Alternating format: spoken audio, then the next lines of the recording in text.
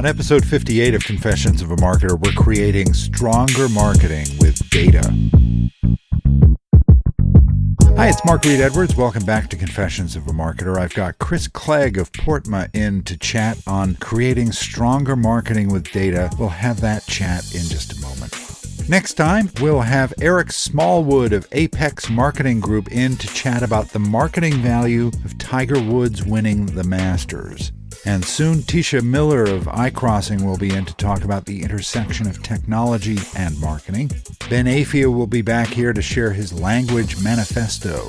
Corinne Conroy will join us to talk about whole-brained marketing, and Josh Martin will be back to dig in a bit more into product marketing. Lots more in store, so stay with us. I want to invite you to have a listen to my other venture, the Innovation Podcast, the iPod, with Garnet Harriman. Lots of fun stuff happening there. Head over to theinnovationpodcast.co to tune in. Okay, on to Chris Clegg. Chris is President and Research Director of Portma, which is short for Portland Marketing Analytics. His firm works with some of the world's biggest brands on using data to drive communication strategies and make better marketing decisions. Chris posted on LinkedIn a while back about how to create stronger marketing with data, and that got my attention. So I got him to come on the show to share his ideas with you. It was a fun chat, so let's get to it. Chris, welcome to Confessions of a Marketer. Thanks for having me.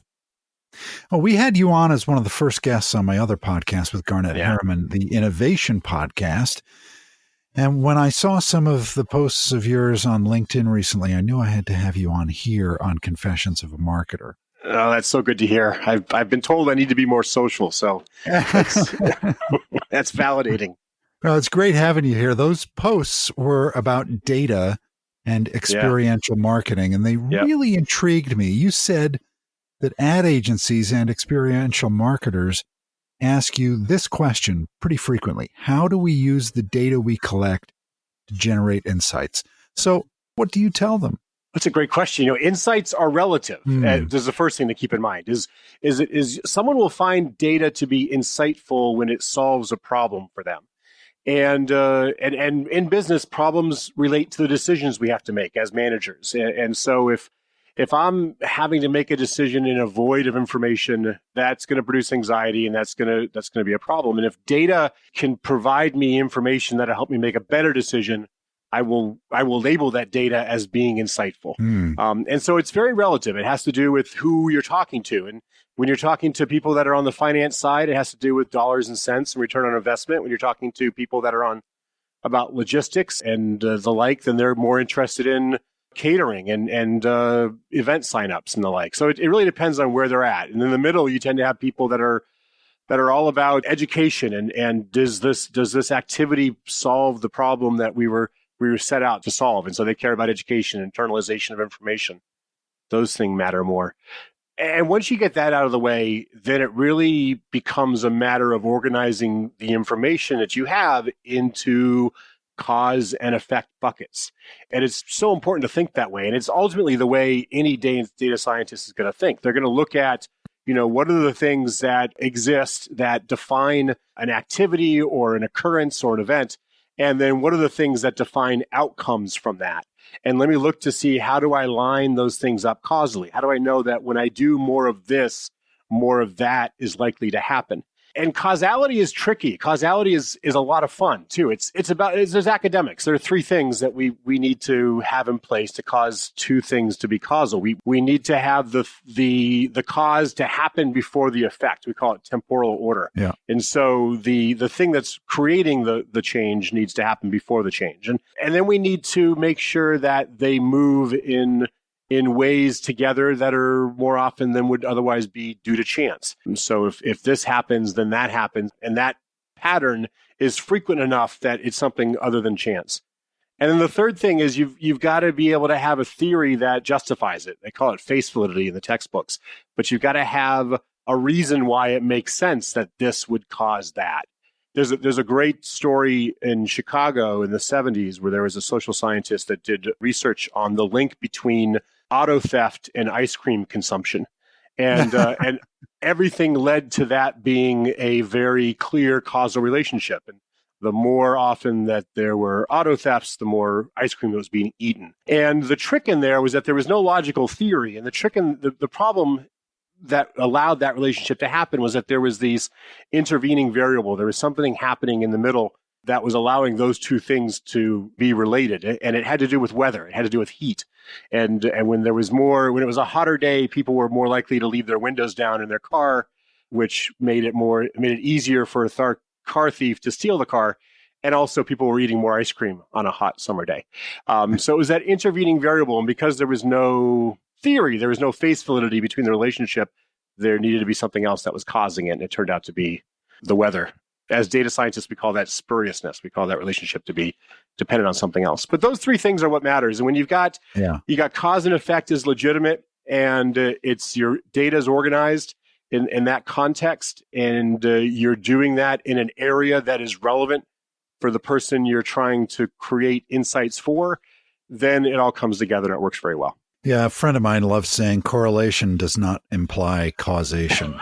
It does not. Be nice if it did. And just because it's sunny at 3:06 p.m. on a Tuesday doesn't mean that is causing it. Absolutely. So you say that data can become insight when it helps decision makers create stronger marketing. How can marketers get to that point? And it feels like that point is almost nirvana. Well, yeah, it is, but it's also the reason marketing works when it works. And so my approach has always leaned on the marketing theories of message to market match. And I think that's so critical. And when I work with advertising agencies and marketers who really understand that, I see beautiful marketing come out of it that has amazing performance metrics associated with it. And it always starts with, who are the people that have the values and beliefs, they have the problems, and they have the need that align with whatever the product or service is that's being marketed. And when you know who those people are and what the nature of the problem is and where the barrier has been that has kept them from solving that problem before, you can put together messaging for those people that highlights the unique value proposition of the service or product that you're marketing, so that they can see how it aligns with their lifestyle, that the people that buy this product are a part of their tribe, that it's a very viable solution for them, and they will therefore act. And there's this cycle of purchase that on a most simple level is this idea of need, awareness, trial, and purchase. And people are somewhere in that cycle. And if they're not buying, it's because they're stuck somewhere in there. Yeah. And simply good marketing unsticks them. And so you need to be able to understand who they are and then how to help them work through that process if that's going to be appropriate for them, if that's going to help be relevant for them. And, marketing that is solid, marketing that is good is going to be extremely relevant because it's talking to the right kinds of people. And when they're in the early stages of the process, the marketing is going to be very education based. When they're in the later stages of the purchase process, but they're stuck, the marketing is going to be more behavioral based, like coupons or education around usage scenarios, things that are going to help them get over the behavioral issues. And when that's all in alignment, things flow. And it kind of boils down to this example of junk mail. And we all hate junk mail. We hate the physical catalogs that come into our mailbox and fill up our recycling bins. But, unless it's that furniture catalog that you get in the mail when right about the time you're looking for a new couch, if it's highly relevant, then it's seen as being very valuable. And all of marketing is like that. It's about targeting people with a message that aligns with what they care about and then offering up a solution in that context. And when you do that, it works. It works really well. And when it's not working, it's because you're bleeding somewhere in that process. You're getting to the wrong people too frequently. You're not on message, or you're not giving them the information they need to help them move through the purchase cycle. And so it's a matter of deconstructing that and using that to understand why certain things work better than others, or design your strategy out of the gate with those types of approaches in mind. I have a much bigger problem with direct mail that I get at home that sits on my front table. It just inundates you, right? And you do wonder, I'm in the business and I wonder, what is the logic for some of these marketers to send out the volume of material that they send out? It's unreal. Yeah, I think a lot of it is laziness. I think there may be scenarios where the spray and pray is still relevant, Yeah. but there's so much of at our fingertips to target people with the right kind of information or information that's going to be relevant for them that it's almost inexcusable when you get stuff that's so far irrelevant you don't care about it. And it's sad because it wastes a ton of money and really puts a bad spin on what marketing can be all about. Yeah. And, I understand a car dealer that I bought a car from Yeah. 3 years ago, 5 years ago, putting me on a tickler list and sending me mail. That makes Sure. sense. Sure. But so much of it just isn't even relevant. Yeah. Yeah. Anyway, I'm on a list somewhere, right? That's and I'm just We all getting I mailed suspect to. more than one list. So tell me, in your writing, you write about two types of brand marketing decision makers. Tell me about those. Oh, that's great. That goes back to what we were saying earlier about who's going to find what insightful and why. And Yeah. so we do a lot of work in evaluating the performance of experiential marketing and the ROI of events. And what I've found over the years is that on the brand side, there tend to be more often than not two types of people that we're delivering information to, and understanding which one I'm working with is going to directly impact how valuable the information I provide them is. And you have people that move up through an organization and come into a place of brand management because they've moved up through the media side of the business. And they've either been buying media, working with media, or creating media. And for them, their life has always been about impressions. It's about how many people did I reach? What was the CPM? Mm-hmm. And what are my gross rating points? And is that hitting my targets for awareness? And so for those people, if I'm not talking about awareness, if I'm not talking about impressions, if I'm not talking about the value of those impressions and the comps associated with them, then I'm missing the boat. And when I focus too much on customer conversion, or I focus too much on future purchase intention or behavioral changes, it's seen as important because that's ultimately what the business is about, but it's not relevant for them and how they think about the way they're managing the brands. And then on the other side of the house, I could just as likely be reporting to a stakeholder who has come up through the sales side of the business. Maybe they've worked in the channels. They could have been out through the distribution chain. They may have been directly in sales. But for them, they've landed into a brand marketing role coming through that experience. And for them, if I open up talking to them about the value of impressions or CPMs, that's not how they think. That's not the way the business is for them. For them, the reality of business and success is the movement of SKUs and how many pallets did we sell? Right. How many new people do we have walking onto the lot? What's the traffic in the store? Those kind of things are the things that matter. And so I need to make sure that I've got answers to that as well. And so when we're thinking about the process of collecting data and reporting on that data and the analysis that we do on that information, we need to be thinking about those two stakeholders and make sure that we are providing both types of very legitimate perspectives on how you manage a brand, but both types of people are going to be able to get the information they need to understand where this particular type of marketing, in many cases experiential, fits within the marketing mix and fits within the larger scheme of things they're working with. And I find it very valuable to be able to make those distinctions. And in our notes early on, when we have a new relationship with somebody, to kind of get a feel for that and understand where they're coming from, because it helps me understand and the team here at Portma understand what they're going to find helpful and actionable. Because it is relative. It's very relative. Yeah. And one thing, people think that data that's generated, say, from a campaign is the end, right? And really, it's kind of the beginning because we're inundated with data now. I think back to the early years of working in the web, 20, 25 years ago, and there was maybe one guy in the marketing group who managed the website, the webmaster, and he'd have a connection to web trends. And, he'd be able to show you a report every week. And well, now everybody goes into Google Analytics and combs through the data. Yeah. But how do we ensure that those mountains of data are being used effectively? Well, I think it's at the end of the day, you need to be honest with yourself and ask yourself, what did I do with this information to be smarter or better at my job? Yeah. And if you can't answer that, then it's not effective. And it doesn't matter how good or bad the data is intrinsically or whether it fits with a strategy that is smart. if you're not able to personally use it to make better decisions in what you're responsible for, then it's not effective. And so a lot of our work is as much education as it is getting good data and analyzing it correctly. It's helping people understand, how do you use this to be smarter, to make more money, to reach the ends and the goals that you've been tasked with reaching. And that starts oftentimes with doing the mental work and the planning before any data is available.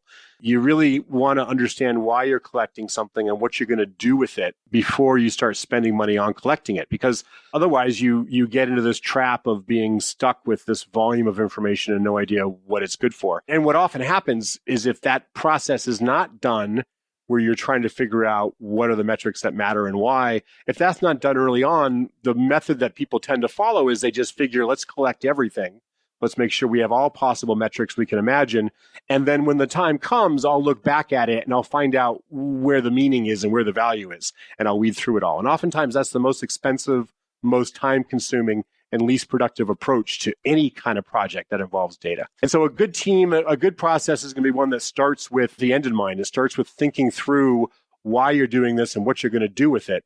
And then puts the process, the dashboard, the data collection, the tasks in order to make sure that you're getting data that you know what you're going to do with before you're stuck with it. And one of the things I love about following you on LinkedIn and Twitter is that at the beginning of each week and maybe at the end of each week, you kind of say, hey, here's what we're working on. So is there anything really cool that you're working on right now that you'd like to share? Oh, there's so much stuff that I get excited about. So this week, there's a product that the client is kind of the flagship of the industry. So I won't mention too much about the product. Yeah. But the category, it's a food product.